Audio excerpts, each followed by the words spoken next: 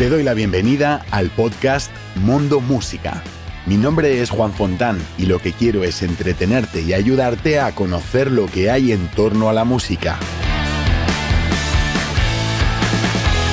Si eres profesional del mundo de la música o simplemente te apasiona todo lo que la rodea y quieres aprender de profesionales felices, quédate porque estás en el lugar correcto.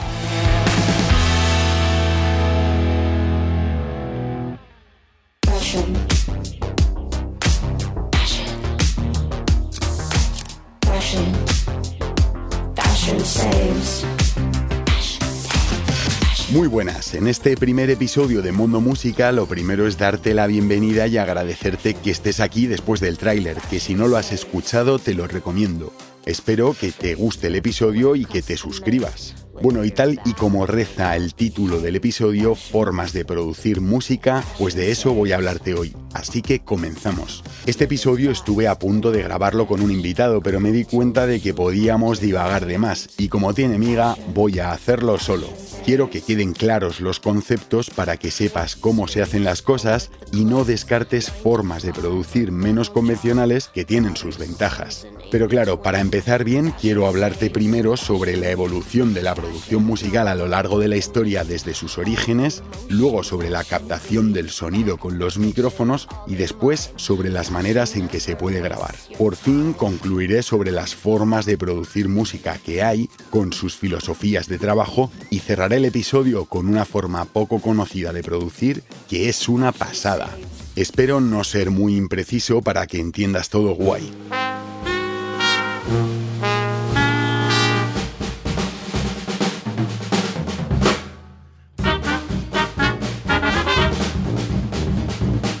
¿Cómo surgió la producción musical? El interés en grabar música para que pudiera ser disfrutada sin la presencia del músico fue el motor detrás de la producción musical. Las primeras versiones de tecnología capaces de grabar y reproducir música, de manera analógica, claro, surgieron a finales del siglo XIX. Las más destacadas fueron el fonógrafo de Thomas Alva Edison y el gramófono de Emil Berliner. Los dos se basaban en métodos acústico-mecánicos, donde se grababa dirigiendo el sonido hacia una trompa conectada a un diafragma que vibraba. Esa vibración se transmitía a una aguja que perforaba o creaba surcos en un cilindro de metal o un disco de cera respectivamente, generando un patrón físico que representaba el sonido. Y la reproducción, pues era el proceso inverso.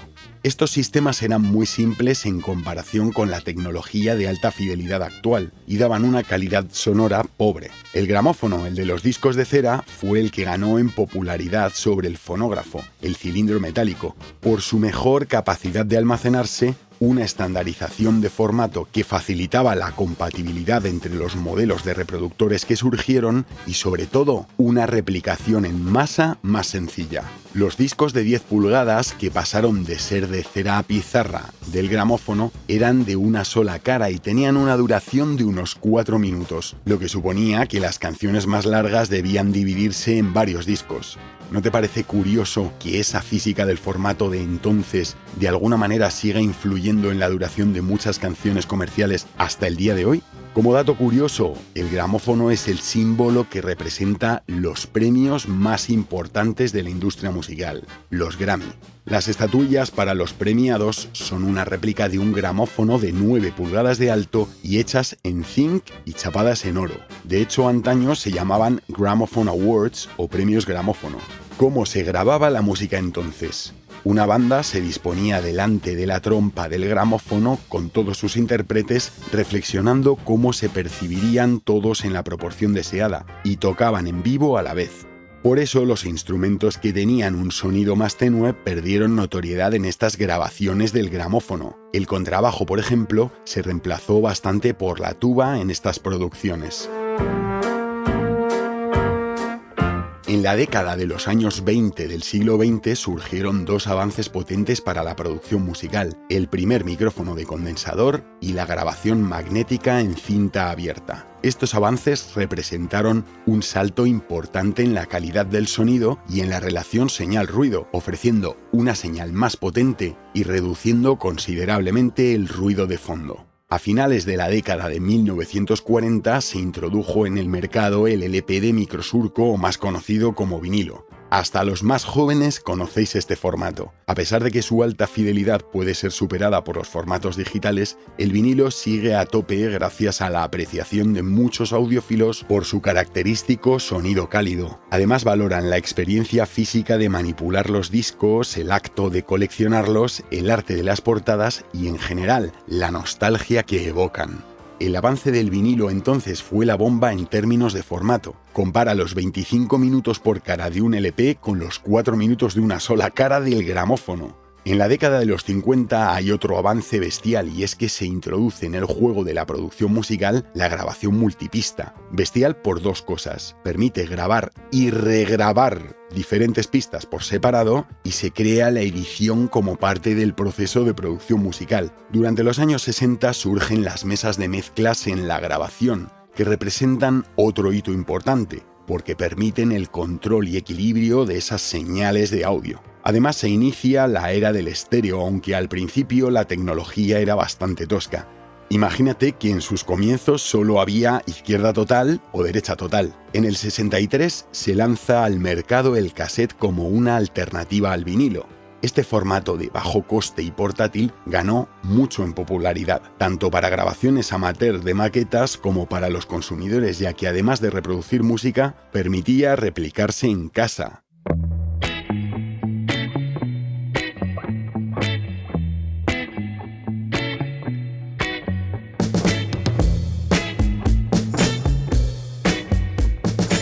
En 1967 los Beatles grabaron el Sgt. Pepper's Lonely Hearts Club Band, o más conocido como Sgt. Pepper's. El formato utilizado fue 4 pistas, pero el álbum fue revolucionario porque innovaron mucho encadenando grabadores y submezclas, lo que lo convirtió en uno de los álbumes más avanzados de la época, que marcó un punto de inflexión en la producción musical. Y ojo, porque aunque en esa época se refinó la técnica estéreo, este disco aún se concibió con los instrumentos totalmente panoramizados a un lado o a otro. En esa época, aparte de mezclar diversas fuentes sonoras en grabación, se comenzó a volver a mezclar después de grabar, volcando las pistas grabadas de un magnetófono a otro a través de una mesa de mezclas, refinando más el resultado. Dicho de otro modo, es cuando se empezó a separar el proceso de grabación del de mezcla. Hacia la década de 1970, el uso estético del estéreo refinado se había generalizado, es decir,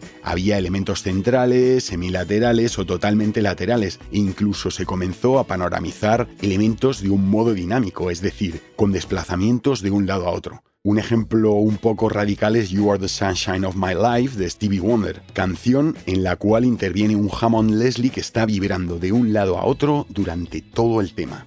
En 1979 se lanzó el Walkman, que permitía la reproducción portátil en cassettes con auriculares. Esto llevó al surgimiento de grabadoras portátiles en cassette y minicassette, que aunque no eran profesionales, muchas personas las utilizaban para crear maquetas amateur.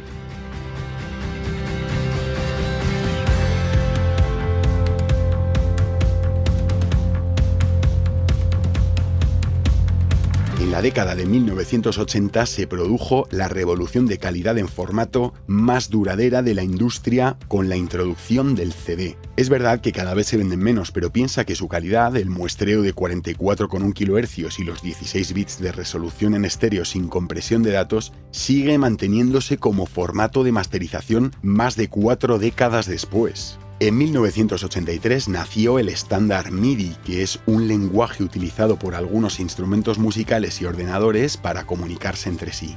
Para entenderlo mejor, piensa que el MIDI es como una partitura digital que manda a otro instrumento qué notas tocar, cuánto tiempo mantenerlas y la fuerza en que tocarlas. Y también piénsalo a la inversa. Tocas un instrumento MIDI maestro que no necesariamente produce sonidos por sí mismo con un instrumento virtual y se generan impulsos que luego pueden ser asignados a cualquier otro instrumento que quieras. En 1990 comenzaron a aparecer los DAW, Digital Audio Workstations, o estaciones de trabajo de audio digital. Inicialmente estos eran más parecidos a ordenadores dedicados solo a la grabación y edición de audio, pero con el tiempo evolucionaron hacia ordenadores para más propósitos que con un software de producción musical permiten grabar, editar, mezclar y masterizar con un increíble poder de manipulación del sonido. Estos DAWs siguen proporcionándonos una flexibilidad y control sin precedentes en el proceso de producción musical. Lo que sigue por parte de la producción musical va sobre la inteligencia artificial, pero hoy por hoy es demasiado emergente y poco extendido como para considerarlo impactante y masivo para la música hoy en día. Y lo que tiene que ver con plataformas de streaming musical es casi al completo distribución musical y no producción. Por tanto, aquí cierro la evolución de la producción musical hasta hoy.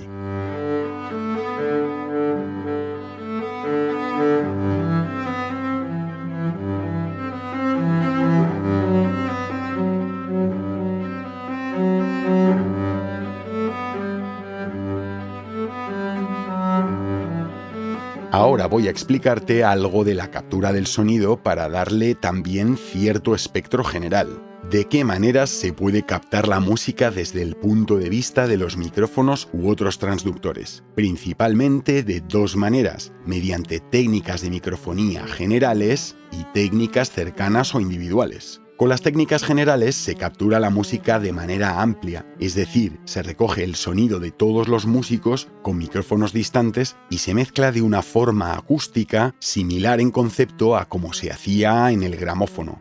Por eso hay que hacer pruebas con la posición o tener las cosas claras. Por ejemplo, se puede capturar una orquesta de música clásica con un par de micrófonos profesionales colocados utilizando una técnica estéreo situados cerca del lugar del director. Esto suele sonar bien, ya que el director ha determinado previamente el número de intérpretes necesarios por cada sección instrumental y su posición, asegurándose de escuchar correctamente a todos desde donde los dirige. Es recomendable completar esta técnica con micrófonos cercanos a los solistas. De esta manera se captura la imagen general con una técnica estéreo y además a los solistas por separado, lo que permite ajustar el volumen de los solistas en la mezcla cuando sea necesario. El otro modo de captar es el de las técnicas de microfonía individuales o cercanas que ya te he introducido con lo de los solistas. Aquí se captura a cada instrumento con un micrófono individualmente. Un ejemplo típico de género musical que utiliza este enfoque es el pop. Se opta por este método en lugar de micrófonos generales porque algunos instrumentos como la batería suenan muy fuerte, mientras que otros como la voz son más suaves. Al capturarlos de esta manera se puede ajustar el volumen de cada elemento en mezcla para que quede a gusto del productor, a pesar de las diferencias en la presión sonora de cada instrumento.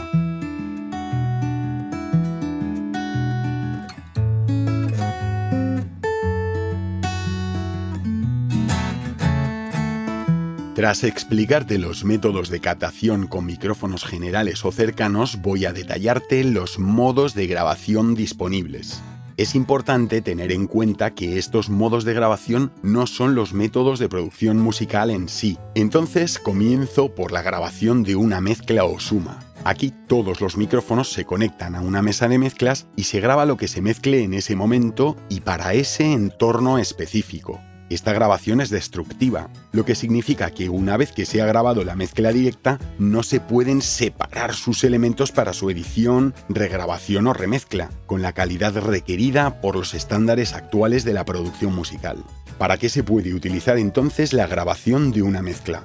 Pues para crear maquetas, tráilers, en promociones de giras o publicaciones en redes sociales. Y ahora te cuento sobre la grabación multipista, en la que cada micrófono se conecta a una entrada de un sistema de grabación multipista y se graba cada señal de manera independiente. Esto permite el tratamiento de cada señal individualmente en la edición y poder regrabar elementos sueltos, pero también permite mezclar y masterizar en una sala tratada para que se escuche genial en el mayor número de entornos posibles. ¿Para qué se utiliza la grabación multipista? Este método es fundamental para lograr los estándares de calidad de una producción musical profesional a día de hoy.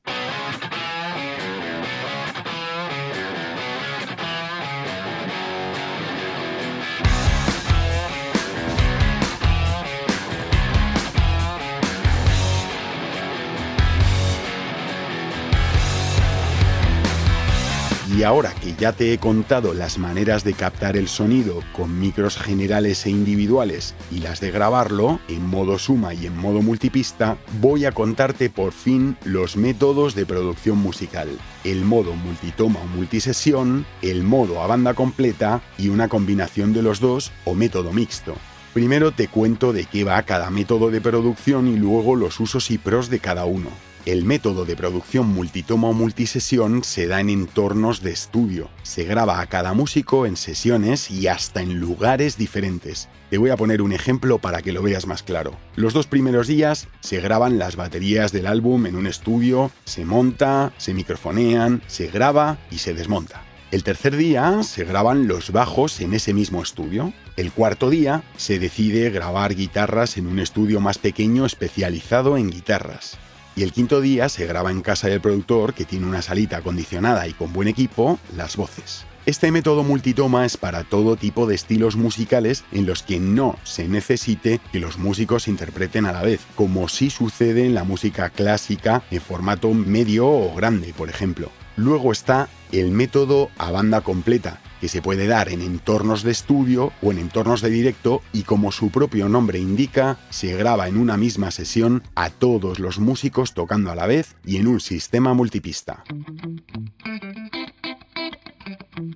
Te voy a contar 3 casos. Para el primero, imagina un estudio grande con diversas salas con el sonido conectado y hasta cristaleras entre ellas, y a cada músico en una de esas salas. En el segundo ejemplo, piensa en todos los músicos en una sala mediana y a todos tocando a la vez como si fuera un ensayo o un concierto. Y el tercero, pues consiste literalmente en grabar un concierto en multipista. Y por último está el método mixto, en el que se combinan los otros 2 métodos de producir música. Aquí generalmente se graba en modo multipista a banda completa casi todo, y luego se graban o regraban intervenciones de solistas o arreglos en multitoma o multisesión. ¿Cuáles son los usos de cada método de producción? Se produce multisesión generalmente cuando se quiere sacar material nuevo, aunque no necesariamente, y se puede producir cualquier género, salvo, como ya he dicho, música en la que todos tengan que tocar a la vez. La mayoría de álbumes comerciales se han producido así. Un ejemplo de música comercial reciente y ligera, no clásica o jazz, es Rosalía, que además suele llevar bases de música electrónica programada vía MIDI. Los usos del método a banda completa y mixto sirven para cualquier tipo de género musical, ya sea material nuevo o versiones posteriores, y por supuesto producciones de interpretación en directo. Un ejemplo excelente fuera de la clásica o el jazz para ver la potencialidad más desconocida de este método en la música española, también archiconocido, es sin duda Fito y Fitipaldis, que tiene gran parte, si no toda su producción musical, producida con el método mixto.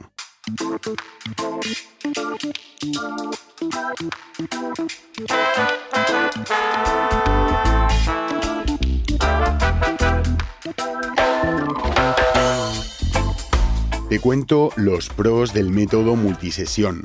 Ofrece un resultado limpio, ya que al estar los instrumentos grabados en diferentes sesiones, no hay posibilidad de que unos instrumentos se cuelen en los micrófonos de otros. Al estar los músicos aislados, a priori pueden concentrarse mejor, aunque a veces al grabar en sesiones diferentes aumenta la presión y no existe esa conexión entre intérpretes tocando juntos. Puede grabarse en diferentes estudios y es el método con regrabaciones más flexibles por el aislamiento en grabación. Y ahora te cuento los pros de producir a banda completa o en modo mixto, que son: te ofrece un resultado más auténtico, ya que, como todos los músicos tocan juntos y sienten juntos, el resultado está más vivo, que si quieres lanzar a la vez que un álbum convencional de sonido, material de vídeo de la interpretación en conjunto o, dicho de otra forma, un videoálbum, este sería el método ideal, que al grabar todos o casi todos en la misma sesión debería suponer muchas menos sesiones en total que grabar con diversas sesiones para cada instrumento,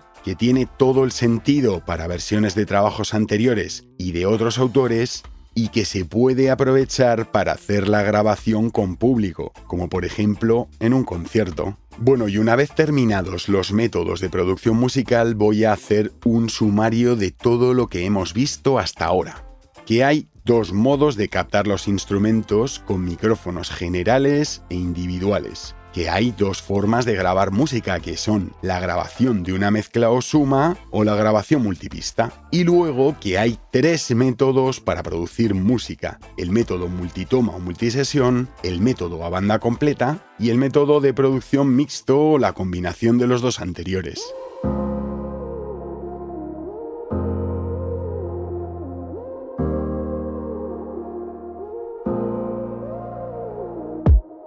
Y ahora, para cerrar, te cuento precisamente a colación del método de producción a banda completa lo que te prometí al principio del episodio. Un modo poco convencional de producir una obra que además ya es bastante más asequible para todos los bolsillos, que puede tener muchas ventajas en eficiencia de costes económicos y de tiempo, y puede generar muchas opciones de consumo a tu público y de monetización para ti. La grabación de un álbum o una canción en vídeo y en vivo. ¿Qué ventajas tiene? Pues yo he visto 6. Vamos con ellas. Empezamos por la mayor distribución. Te permite distribuir el vídeo por un lado y la música sin vídeo por otro, por lo que podrías tener una mayor monetización por el contenido comparado con el lanzamiento de material solo en audio. Segunda ventaja, una mayor diferenciación. Lanzar un trabajo en vivo es para músicos valientes y sacar encima un vídeo en vivo sin trampa ni cartón, aún más. Hoy por hoy, créeme que serías de un escaso club. Tercera ventaja, que es que mostrarías una mayor profesionalidad como músico. En estudio puedes meter 10 pistas de armonización que no subes al directo, colchones que tampoco tocas, secciones dobladas al unísono, etcétera, etcétera, etcétera. Pero, ¿quién sube eso a un escenario? ¡Cri, cri, cri, cri! Exacto. Con un vídeo en vivo sí mostrarás tanto al público como a los organizadores de conciertos que tu espectáculo es real. Cuarta, el posible ahorro en costes, tanto económicos como de tiempo. Comparemos producir 3 temas, por ejemplo. De forma convencional podemos tener igual una sesión para referencias, otra para baterías, otra de bajos, otra de guitarras, otras sesiones de instrumentaciones, 2 sesiones de voces y una de videoclip. De esta forma, una sesión para todo. Quinta ventaja del vídeo en vivo. Crea una conexión más auténtica con el público que con la ficción de un videoclip. Por cierto, un videoclip sin trama puede ser muy cutre, y una trama pobre puede ser más cutre aún. Y un vídeo en vivo, pues es sencillo y real. Ahí lo dejo. Y sexta y última ventaja que yo veo al vídeo en vivo. Si encima grabas en vivo con entradas al espectáculo, pues eso que te llevas. Y además, hasta puede tener más atractivo para tus seguidores por formar parte en cierto modo de la inmortalización del momento.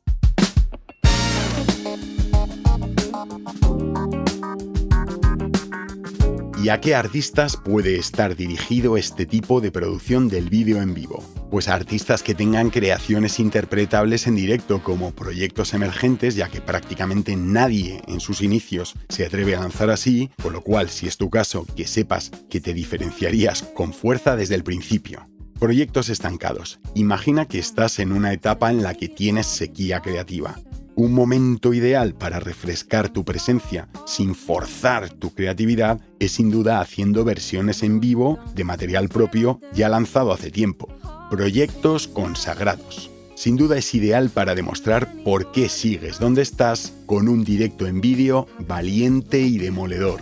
Y proyectos de versiones o tributos. Resulta bastante extraño meterte en el estudio con la idea de producir en modo multisesión material que no es tuyo y por lo tanto de dudosa monetización, destinando además mucho tiempo y recursos a versiones. Pero sin embargo, cobra todo el sentido de esta forma tan eficiente de cara a promocionar tu espectáculo hacia los organizadores de conciertos. ¿No crees? También he de aclararte que para producciones de música completamente electrónica quizás no aporte mucho valor el vídeo en vivo. Y por otro lado, que si aún no tenéis las tablas para interpretar en vivo de manera sólida vuestro material, quizás sería mejor el método de producción convencional, el multitoma o multisesión. Si estás cerca de Madrid o vas a venir y te interesa esto del vídeo en vivo, te informo que yo ofrezco estos servicios de producción a banda completa de un modo integrado con el vídeo, tanto en estudio como en directo, en grabación multipista e incluso con rodaje del vídeo. tanto en plano secuencia a una cámara operada como en multicámara, con fijas y u operadas. Si no estás en Madrid, también puedes contactarme para explorar lo que necesitarías para llevar a cabo el rodaje sin mí, y luego yo podría montarlo, mezclarlo y masterizarlo por ti.